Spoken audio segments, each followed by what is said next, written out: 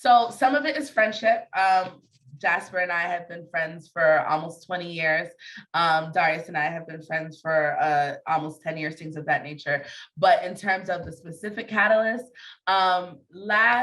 in 2020, we were collaborating on various efforts to help our community access resources, especially those who couldn't access unemployment and the stimulus checks, the self-employed. We designed a lot of programming where we collaborated on that. But following that, we're looking into, like I said, more financial resources that would be able to sustain us in a much greater way.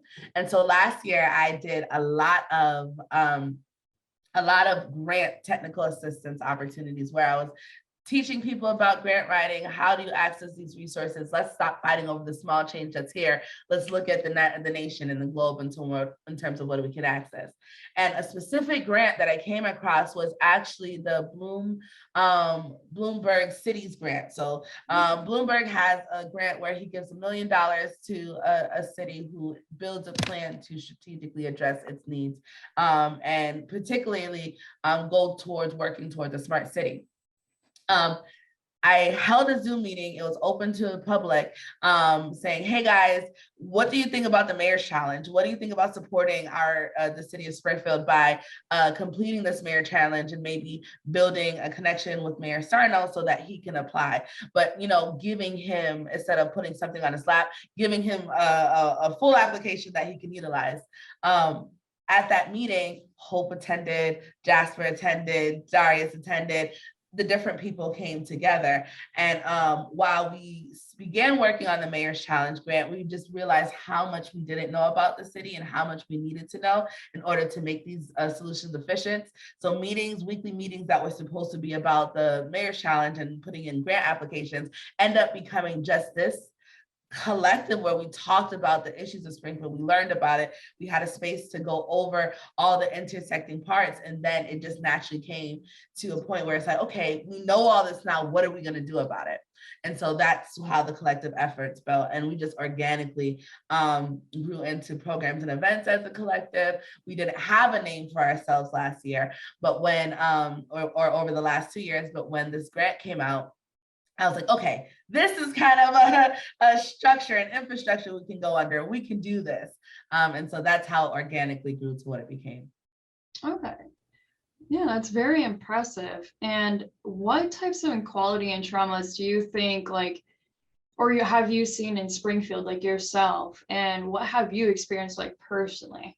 Oh my goodness, there's just so much. And it's become essentially a part of our life.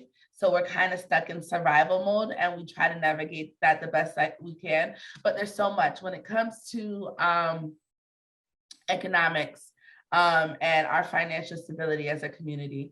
Our labor force, we don't have much opportunity to grow. Right? We have a lot of entry-level jobs. We have a lot of labor-based jobs. But in terms of intellectual jobs, creative jobs that pay with compensation, it is so difficult to find, which is hard, especially when you have people who've gone off to college and further their education and they want to come back to Springfield, but they feel like there's not an opportunity to support their educational and career dreams and goals. So a big issue has been finding work that matches my expertise and compensates me for my expertise. And of course, that financial insecurity affects everyone. And I have the privilege of being able to go through the education system and being able to look for those type of jobs. We have a labor shortage in the sense where we don't even have enough people to fill those roles that do exist as well. And the specific expertise that we need in our communities are easily accessible. I don't like saying that they're not there. We're just so disconnected that we can't access these resources. Another major issue is definitely the housing crisis. And we have been dealing with housing issues since before COVID, but COVID just blew it up. Thanks to the leadership of our city council, some of our city councilmen, we were able to have a moratorium on being kicked out of our homes during COVID, but that's gone, right? So it's like a lot of people are facing housing insecurity because they can't keep up with their bills.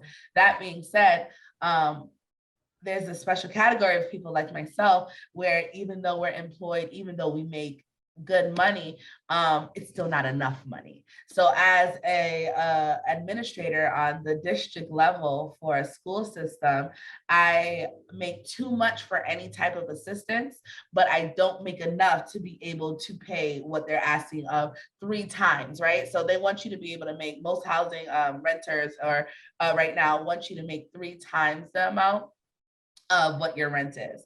And so even if I can afford the $1,500 rent every month, I can't afford that 3 times over. So I don't pass the application requirements. And that just keeps exceeding and exceeding a lot of our economic limitations. With the housing crisis as well, for the price that we're paying, a lot of the areas you live in still aren't safe.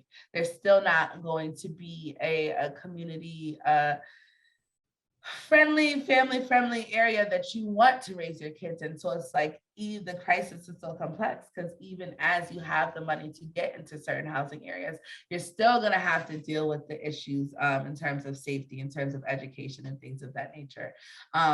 From poverty to those that are high grossing, we have issues in housing. The report I just mentioned that comes from the city of Springfield directly, the impediments to fair housing report actually describes that the discrimination that's in our housing accessibility points.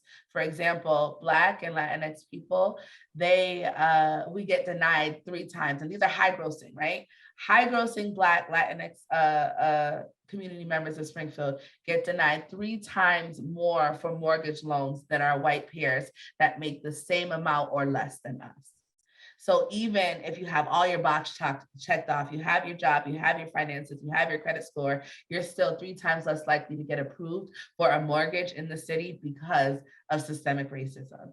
And so like, understanding that, it's kind of like, where do you go? So if I'm poor, I don't have access to housing. If I'm in the middle, I still can't afford housing. And even if I can afford it financially, there's discrimination that's holding me back. So it's such a multifaceted issue. And then lastly, I would say this has been a problem again pre-COVID, but the supports and the opportunities for our youth is a constant issue that intersects with so much.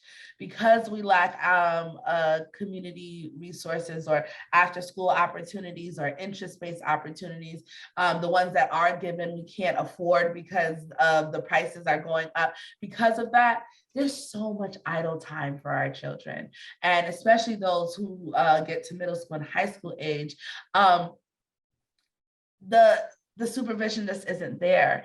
The social emotional development, the support, the access to healthy adults just isn't there on a larger scale. And that intersects with the fact that a lot of parents are working all the time. You know what I mean? So it's just all interconnected. And without goals for our youth, we're already 10 steps behind, right? Because they're next up and we don't prepare them to take over. So when it's their turn, there's all these gaps of opportunity that become very pervasive and affect the functionality of our society. That being said, when we look at that experience we are already having, we just totally blow it out the water when we talk about COVID-19. So a lot of our kids are already behind academically, social, emotionally, identity-wise, and then they had to spend 2 years in isolation, a lot of them in such a prime point of their life.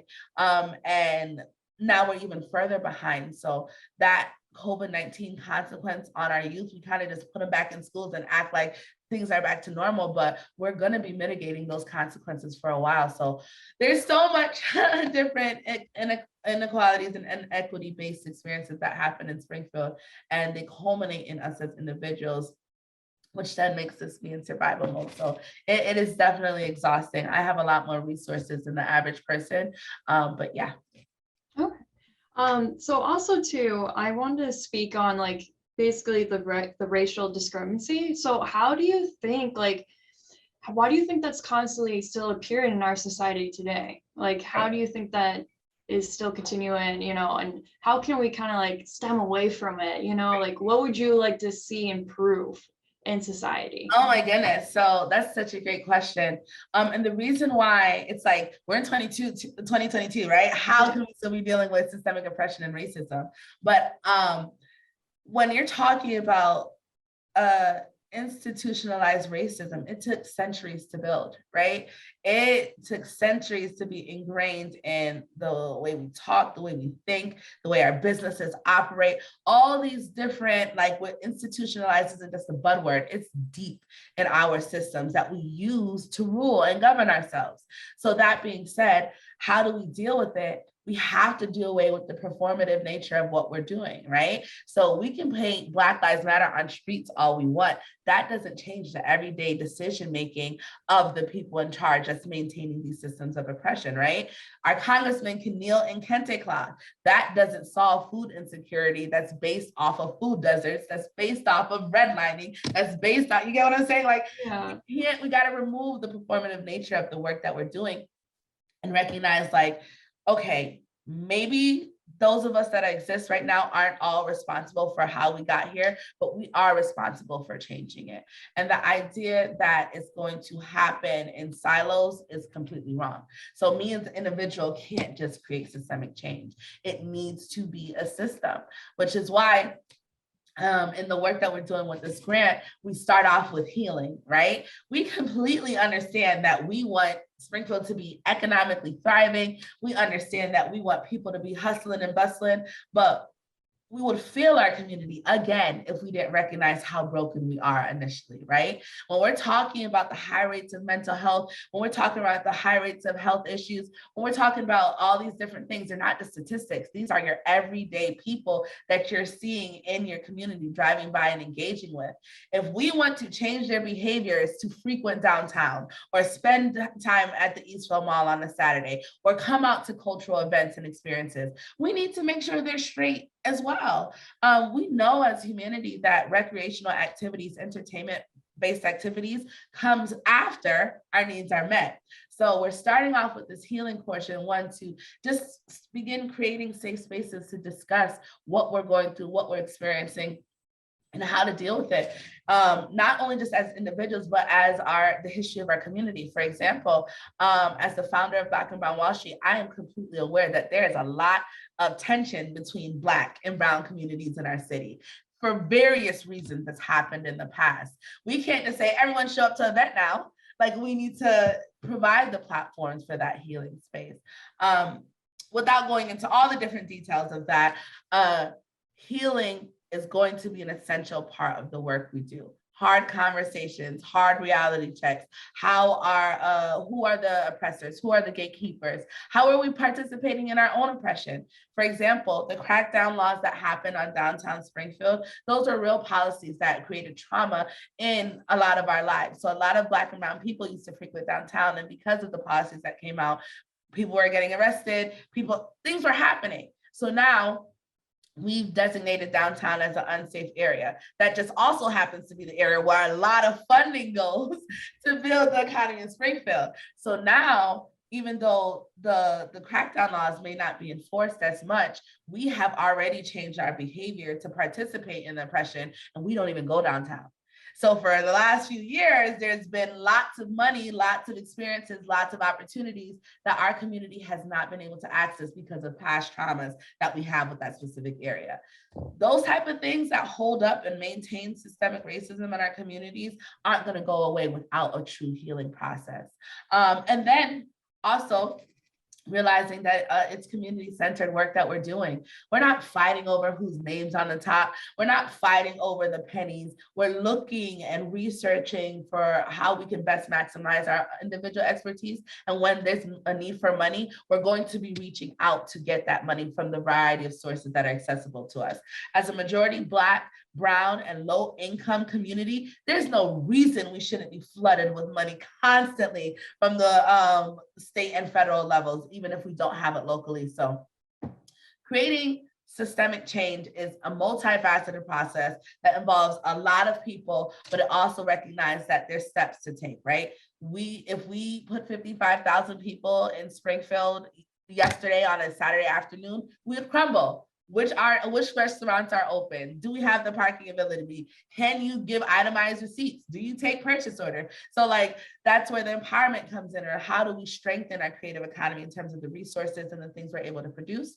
Then we get to investing. We're getting more people involved in areas of our community that we haven't. We're reimagining infrastructure, using different spaces in a way that best benefits us all. And then we're also going to be going into that sustaining factor. What are the traditions that we need to support? What are the policies that we need to change? What are the collectives, the task force that need to be built and funded? How can we build a functioning community that has an appreciation for arts and culture, and also a consistent investment strategy for its economic development?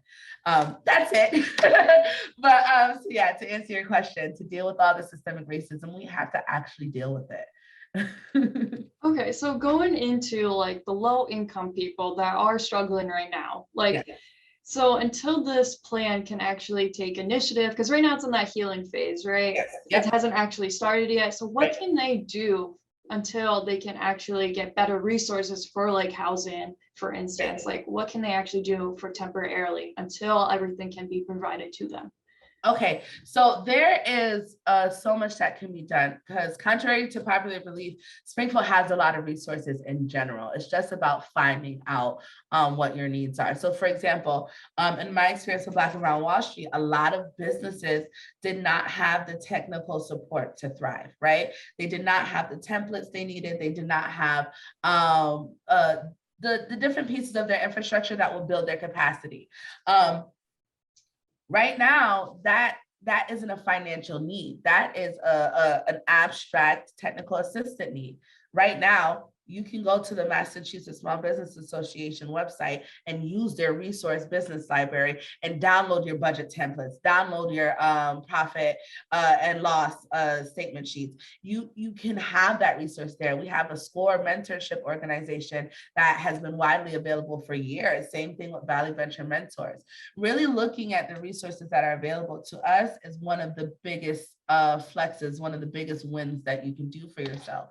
In terms of getting actual resources, we still have emergency funding for COVID out there right now that a lot of our community can access, whether it's from the city designation or the money that's going to the specific departments. There are resources for housing, there's resources for food, there's a lot of different resources out there that's available to us. One in particular that anyone in Springfield can apply to right now is the American Rescue Plan Act applications that's governed by the Department of Recovery and Business Continuity. A lot of people still don't know that last year in May, actually it's about to be a year, actually, we received $123.8 million to be able to mitigate the consequences of COVID-19. The American Rescue Plan Act came after all of the corporation and executive-based resources came that we weren't eligible for. So this was recognizing our individuals are hurt, our self-employed are hurt, our families are hurt, and our small businesses who cannot access these larger grant sources are still hurt as well. So this funding came specifically to deal with those issues. Springfield has 6 ARPA applications available, whether it's new business, people can apply if your business has been open less than a year for funds, or it's just an idea still, it's nothing on paper, you can apply for funding. Nonprofits, economic development and job creation, which is for businesses who want to expand in Springfield to a second location, you can get funds like that. Then the 2 biggest ones I want the community to know about is both household assistance and seniors assistance. So there is money out there specifically for you to catch up on your bills, specifically for you to deal with any damages that occurred on your house during COVID-19. If you're not far behind on your bills, but your bills are extraordinarily high due to you have 5 people in your house that were on remote learning and needed internet access, or you need to expand your bandwidth, you can still ask for subsidies to subsidize these different bills or expenditures that rose because of COVID. Seniors have a specific pot as well, because we realize that they have a great need for themselves. So these grant applications have been available. Some came out in November, some came out in December, and we're not applying for them. Now, there is a lot of reasons the application is intimidating. Some people don't know how to apply for grants, as well as a lot of people don't know that it exists. However, this is the perfect example of a brilliant resource that's available to us, but if we don't access it, it's going to be reallocated. It's going to be spent in a lot of different places. So far, $15 million have been moved from this to the Build Back Springfield program, which is going to be an infrastructure-based program to develop historical properties and abandoned and damaged properties as well. There's also been $12 million moved to the neighborhood. So if you're affiliated with the neighborhood or know your neighborhood association president, they can be applying funds for different issues that you have locally in your actual neighborhood. There are just so much opportunities to gain these resources. The last thing I want to say about ARPA that's amazing is because it was the law was written so loosely that it's really based off of eligibility requirements. So Springfield didn't have to do much. We got that money based off of our demographics and the need that we have based off of our demographics. So they took up how many Black people, how many low income, how many women, how many people are disproportionately affected, and we got that portion of money. That's why other communities around us with less populations of those that I just listed didn't get any funds directly. That being said, Springfield chose to build a grant process for us to access it. The law doesn't require that. They could have divvied it out and everybody got to check them out. But because they did the grant process, it's still an eligibility-based program. So the two things you need to get this funding is you need to be a Springfield resident, and you need to describe a detailed impact of COVID-19. Now, everybody in our community was impacted in COVID-19 one way or another. And if you're in Springfield, you already checked that off. So those are technically the only eligibility requirements to get this fund. And they've designed the process so that if there's something wrong in your application, you're not actually getting denied, but instead you're going to be redirected. And it's on them, the responsibility of the city, to tell you what's wrong with that application, you fix it, and you get the awards fund. So this grant is something that's unlike competitive grants, unlike things that we're normally used to when we think about a grant, because it's just a grant process. And it's something that Springfielders can use immediately in terms of getting that application in to at least start the process. And once you have that application done, you now have the basis to apply to other programs that's going on around in the area. Whether it's, for example, Mass Mutual has $50 million for small businesses throughout Massachusetts, and specifically for Black businesses as well. You have the $75 million that just went into the new applicant grant program, as well as the inclusive grant program by the MGCC that was from ARPA fundings from the state level. So just getting your stuff together on paper and really verbalizing and identifying your needs and how you need, what you can use money to create change for yourself is going to put you so far ahead, because you're going to be prepared to apply to all these resources. Pandemic economies are full of money, and we generally don't access them, but that's one of the biggest difference we want to do right now.